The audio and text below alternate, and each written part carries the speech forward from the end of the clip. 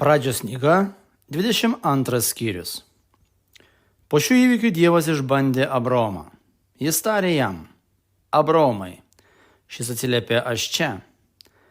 Paimk savo sūnų, tęsė jis, savo vienturtį sūnų Izaoką, kurį myli, nueik į Morijos kraštą ir paaukok jį kaip deginamą auką ten viename kalne, kurį tau nurodysiu.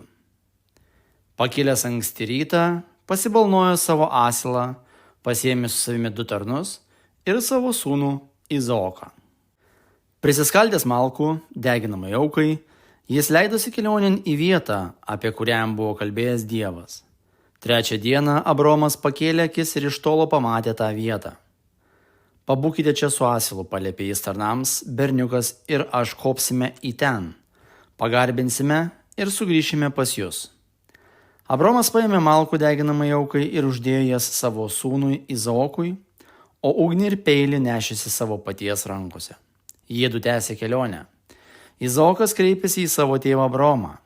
Tėve, aš čia, mano sūnau, atsiliepė šis. Jis tarė: ugnies ir malkų yra, bet kurgi avis deginamai aukai? Abromas atsakė: Dievas pats parūpins avį deginamai aukai, mano sūnau. Ir jiedu draugė ėjo toliau. Atėjo jiedu į vietą, apie kurią buvo kalbėjęs Dievas. Abromas pastatė ten aukurą ir sukrovė malkas. Jis surišo sūnų Izaoką ir paguldė jį ant aukure sukrautų malkų.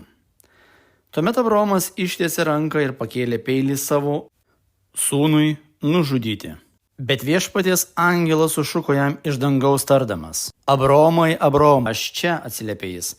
Nekelk rankos prieš berniuką, tęsė, nieko jam nedaryk. Dabar žinau, kad tu bijai Dievo, nes neatsisakei atiduoti man savo vienturtį sūnų.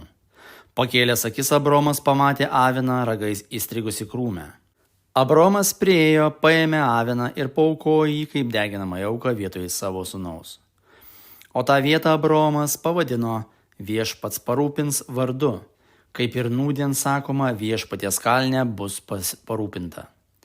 Viešpaties angelas pašaukė Abromą iš dangaus 2 kartą ir tarė: prisiekiau pačiu savimi, tai viešpaties žodis, kadangi tu tai padarei, neatsisakei atiduoti savo vienturčio sūnaus, aš tikrai laiminsiu tave ir padarysiu tavo palikuonis, tokius gausingus kaip dangaus žvaigždės ir pajūrio smiltys.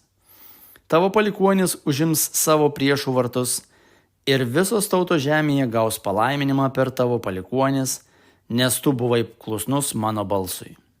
Po to Abromas sugrįžo pas tarnus, jie pakilo ir drauge nuėjo į Beršebą. Ir Abromas likosi gyventi Beršeboje.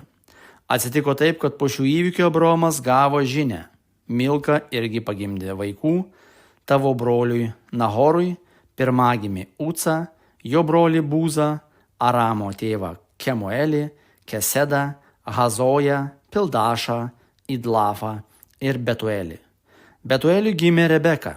Anuos 8 Abromo broliui Nahorui pagimdė Milka, o jo sugulovė vardu Reuma irgi pagimdė vaikų: Tebachą, Gahamą, Tahašą ir Maaką.